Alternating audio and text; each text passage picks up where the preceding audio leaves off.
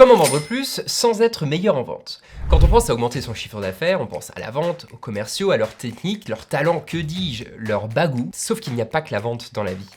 Certains d'entre vous aimeraient peut-être, et ça je le sais, qu'il n'y ait pas du tout la vente dans la vie. Parce que c'est sale, parce que c'est pas beau de vendre, c'est moche. Et bien pour vous, qui n'aimez pas la vente, j'ai eu envie de prendre la parole pour vous dire ce qui selon moi peut être fait pour vendre plus, sans aucune technique de margoulin, ni être vraiment meilleur en vente. Vous allez découvrir dans cette vidéo comment c'est possible. Autrement dit, comment vendre plus sans être meilleur en vente. Si vous êtes nouveau sur la chaîne, bienvenue, je m'appelle Quentin Despas, je suis un ancien directeur commercial dans les logiciels SaaS et la vente complexe. Aujourd'hui, mon job, c'est d'aider les dirigeants et leurs commerciaux à craquer le code de la vente pour accélérer commercialement. Alors, je le fais ici, sur cette chaîne YouTube de vulgarisation gratuite, mais je le fais aussi via ma société MIM, qui a accompagné maintenant plus de 100 entreprises B2B dans cette quête. Et ça, pour moi, c'est un grand plaisir. Partie 1. La chose qui vous empêche de vendre le plus. La chose qui vous limite pour vendre plus, avant même vos talents de vendeur, avant même votre pitch, c'est la qualité de ce qu'on appelle le Product Market Fit. Mais qu'est-ce que c'est justement le Product Market Fit? Product Market Fit, c'est un terme anglais qu'on pourrait traduire par adéquation produit-marché. Pour vous en dire plus, et comme je suis un peu flemmard ce soir, j'ai demandé à ChatGPT de vous expliquer ce qu'est le PMF. Le Product Market Fit désigne la situation où un produit répond efficacement aux besoins et désirs d'un marché spécifique. Cela signifie que le produit trouve une place naturelle sur le marché avec une demande claire et une clientèle ciblée qui le trouve utile et désirable. Atteindre le Product Market Fit est crucial pour le succès d'une entreprise car cela indique que le produit est bien adapté à ses utilisateurs et a un potentiel de croissance et de rentabilité élevé. Quand l'adéquation est forte, c'est ce qu'on rêve tous, c'est là qu'on a un produit qui se vend quasiment tout seul. Au contraire, quand on a une adéquation qui est faible, c'est là qu'on a plus de mal à vendre son produit ou son service. Pour moi, j'imagine toujours ça comme un coefficient de glisse, de facilité commerciale.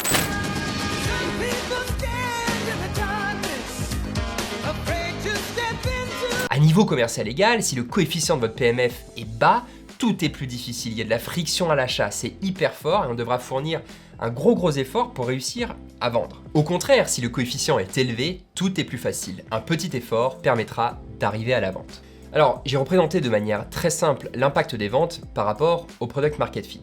C'est un graphique que j'ai fait et vous allez voir qu'au final, le plus gros de vos ventes, il sera toujours limité par votre Product Market Fit. Un excellent commercial avec un Product Market Fit pas très bon, c'est 0,1 sur le graphique que je vous montre, il sera toujours moins bon que le pire des commerciaux avec un Product Market Fit de par exemple 0,5.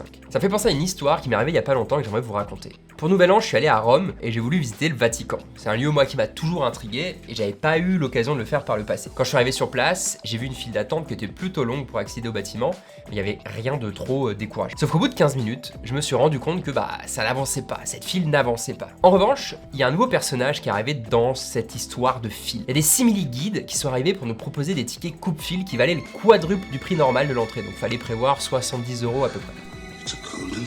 En échange de payer ce prix, on échappait à la file, plus besoin d'attendre. Ces gens-là, ils ont très bien compris que dans ce cas précis, les personnes, ils en ont tellement marre de faire la queue qu'elles sont prêtes à payer très cher pour l'éviter. À ce moment-là, le produit coupe-file était vraiment en grosse adéquation avec son marché, personne qu'on en ras-le-bol de faire la queue pendant leurs vacances. Et puisque cette adéquation est si évidente, il n'y a pas besoin d'avoir de super bons commerciaux, les choses se vendent même 4 fois plus cher. Alors évidemment, ça se vendait pas à tout le monde, mais là ils avaient tout prévu parce qu'il y avait un deuxième type d'acteurs. Les vendeurs de batteries externes de téléphones portables. Et oui, parce qu'en fait la queue, elle est si longue que dans ce genre d'endroit, si on prend pas le ticket coup de fil, les personnes, elles se ruent sur leur téléphone portable pour faire passer le temps plus vite. Ils regardent les dernières vidéos YouTube, ils branchent TikTok et ils écrivent à leurs amis pour leur expliquer à quel point c'est long de faire la queue dans la file d'attente. Résultat, avec cette queue dans la file de téléphone, elles ont plus de batterie et je peux vous dire que c'est pas dans la basilique Saint-Pierre que vous allez recharger votre iPhone 15. Là aussi, il y a un beau Product Market Fit. Forte adéquation donc entre un marché de personnes qui font attention à leur argent et un produit plus accessible qui va permettre de faire passer le temps plus vite. À d'autres endroits dans Rome, faire ça aurait été extrêmement compliqué parce qu'il n'y a pas suffisamment d'attente pour qu'on dépense de l'argent pour que ça passe plus vite et donc ça aurait pas bien marché. Ici, dans ce cas-là, c'était juste une évidence. Alors là, forcément, le concept de Product Market Fit, il est évident, je vous l'accorde.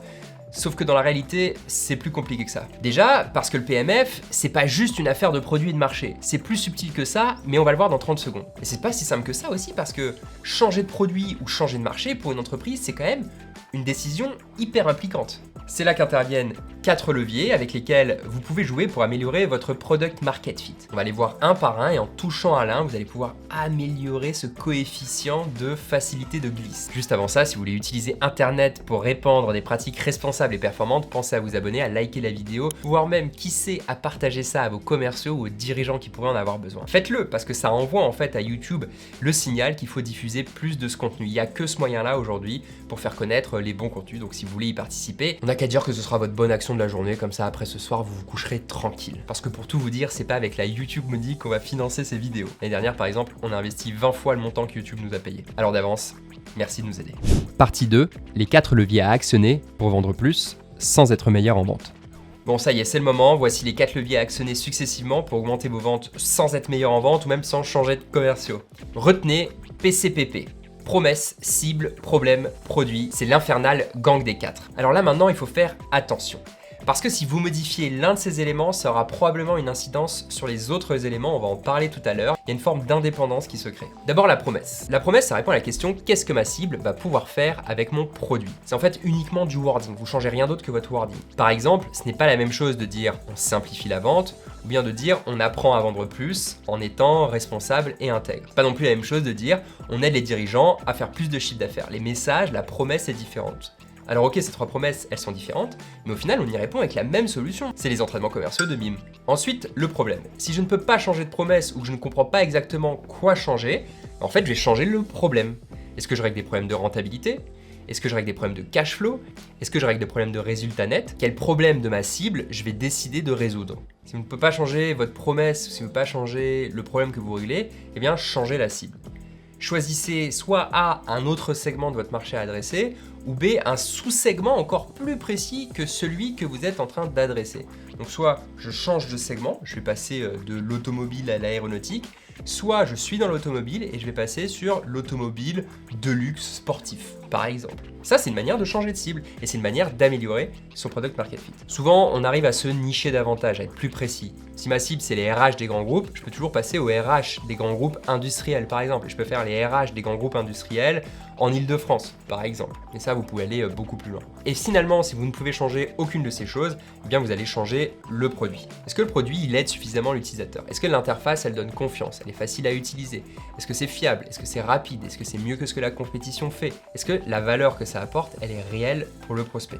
Changer le produit, ça a des conséquences, c'est souvent une décision difficile. On n'est pas obligé de tout changer, on peut simplement l'améliorer. Ça peut être aussi une aide dans cette adéquation produit-marché. Parfois, il va falloir carrément changer tout le produit, c'est des décisions difficiles, mais on ne compte plus le nombre d'entreprises qui l'ont prise et pour qui ça a été gagnant. Alors pour ceux qui se souviennent bien, au début de la vidéo, je vous avais dit de faire attention à une certaine forme d'interdépendance. Je vais vous montrer maintenant pourquoi. En fait, si on veut optimiser notre coefficient de glisse, notre capacité à vendre plus sans vendre plus, on l'a dit, il faut comprendre que ces 4 éléments ensemble, ils sont interdépendants. Et moi, j'aime bien le représenter sur un cercle, et là, c'est le moment où je sors mon iPad. Moi, j'imagine que ces 4 variables, c'est 4 côtés d'un quadrilatère. Sauf que ce quadrilatère, il s'inscrit dans un cercle. Donc, je vous montre, j'ai un cercle ici, et j'ai ma promesse, mon produit, voilà. Ici, je vais mettre ma cible, et ici, mon problème. Ok ? Mon problème. Et donc ici, je retrouve mon super quadrilatère. Ok ? Voilà, 4 côtés, c'est un quadrilatère. Normalement, jusque-là, tout le monde me suit. Et il est inscrit dans le cercle. Et maintenant, le but du jeu, ça va être pour mon quadrilatère d'avoir l'aire la plus grande possible. Donc, comment je fais pour avoir l'aire la plus grande possible ? Par exemple, je me dis, je vais avoir envie de tirer ici mon problème là-haut, parce que si je tire mon problème là, je suis là, je vois qu'évidemment, j'avais ça comme R tout à l'heure, et maintenant je rajoute tout ça en plus en ayant toujours un quadrilatère. Maintenant j'ai l'aire qui est verte, alors qu'avant j'avais juste la partie rouge. C'est quand même génial. Bon, super. À ce stade, normalement, pour ceux qui ont fait des maths après la primaire, on se rend assez rapidement compte que la manière d'avoir l'aire la plus grande possible dans ce cercle, c'est de faire un carré. On va le faire ensemble. Ici, je retrouve mon cercle. Voilà, c'est quand même super bien fait. Et en fait, je vais faire mon carré. La particularité ici, c'est que maintenant que j'ai mon carré, si je change l'un des 4 points de mon carré dans le cercle, qui sont inscrits dans le cercle, je vais devoir changer tous les autres pour garder un carré. Je vous montre un exemple. Si lui, on va dire que c'est le produit, je l'enlève, je veux plus le mettre là, je le mets là. Qu'est-ce qui va se passer ici sur ma promesse ? Ma promesse, je vais devoir la glisser là aussi. Ici, pour ma cible, pareil, je vais devoir la glisser là. Et ici, pour mon problème, je vais devoir le glisser ici. Ok? Donc là, j'ai toujours mon air maximal, je retrouve mon carré. Et donc, j'optimise mon product market fit. On va dire que ça, c'est dans la théorie, on a un carré parfait, le product market fit idéal. J'ai pas de commerciaux, c'est juste que quand quelqu'un entend parler de mon produit et qu'il est dans la cible, boum, il y a un achat qui se fait. Ça, c'est le monde idéal. Mais la vérité, et je vous l'ai montré sur la partie ici de gauche, c'est qu'il y a une infinité de solutions. Il faut juste jouer avec les 4 variables pour trouver son propre carré. Peut-être qu'au début, quand c'est un peu difficile, vous allez avoir quelque chose qui ressemble à ça. Voilà, j'ai une toute petite aire ici. Et puis ensuite, ça va s'agrandir, vous allez essayer des choses. Pour certaines personnes, ça prend 6 mois de trouver son carré, et pour d'autres, ça prend 6 ans. C'est comme ça, faut jamais lâcher et trouver et améliorer en permanence. Et grâce à ça, avec la même équipe de commerciaux, avec les mêmes talents commerciaux, vous allez vendre de mieux en mieux. Ok, maintenant qu'on a fait des dessins sur la tablette, on peut continuer. Et évidemment, avec ce que je vous ai montré avec cette petite géométrie, on comprend aussi de manière plus logique. Si vous changez le problème, ce sera un autre type de personne qui sera intéressé. Si au lieu de dire j'aide les commerciaux à vendre plus, je dis j'aide les dirigeants à faire plus de chiffre d'affaires, dans le cas 1, je vais plutôt parler aux commerciaux, alors que dans le cas 2, je vais plutôt parler aux dirigeants, par exemple. Quoique dans le cas 1, j'ai envie de parler au moins à un directeur commercial parce que je sais que lui au moins il va décider. Mais ça, c'est une autre histoire. Donc oui, certains mettent plus de temps que d'autres, mais ça, c'est la réalité entrepreneuriale. Et aussi, la bonne nouvelle, c'est qu'il y a des critères parmi les 4 avec lesquels c'est plus facile de jouer que d'autres. C'est plus facile de jouer avec votre promesse et de changer votre promesse que de changer votre produit ou votre cible. Vous imaginez les implications de changer ça? La bonne nouvelle, c'est que tout est faisable et que ça va vous permettre de savonner la planche, de changer votre coefficient de glisse commercial. Et pour moi, je le répète, votre capacité à vendre beaucoup sera toujours limitée par la qualité de votre product market fit, de votre adéquation produit-marché. Optimiser ces variables, ça peut être long, parfois même extrêmement risqué pour l'entreprise, mais je vous souhaite tous d'y arriver. C'est un travail permanent et le jour où vous aurez atteint une forme d'optimum sur ces variables, vous voudrez peut-être encore vendre plus. C'est normal, c'est le jeu auquel on joue tous, essayez de toujours faire mieux. Alors qui sait, ce jour-là, vous allez peut-être devoir apprendre à vendre plus en vendant mieux. Ce jour-là, vous reviendrez sur la chaîne et vous découvrirez que la vente n'est pas une affaire de manipulation, d'extraversion ou même de bagou. Vous verrez que la vente, quand elle est bien faite, c'est un métier passionnant d'analyse, de compréhension de l'humain et de résolution de problèmes. Ce jour-là, vous pourrez profiter de la vente et de tout ce qu'elle a de positif à vous apporter sans avoir à vous en méfier. Ce jour-là, je souhaite qu'il vous arrive. Bonne vente à tous.